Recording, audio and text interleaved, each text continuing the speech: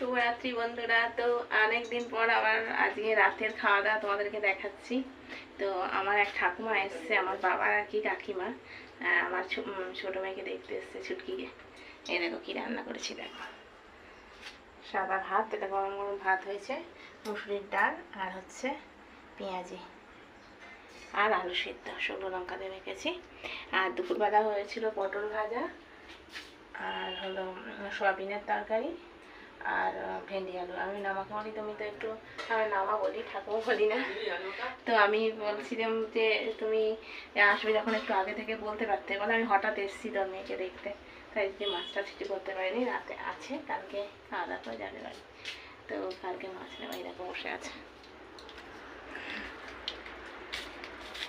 মেয়ে খাচ্ছে, তোমার দাদা খাই গেছে, ওই দেখো আমার ঠাকুমা, আর এই যে আমার মা ছুটকিকে নিয়ে বসে আছে। তো চলো টাটা, গুড নাইট।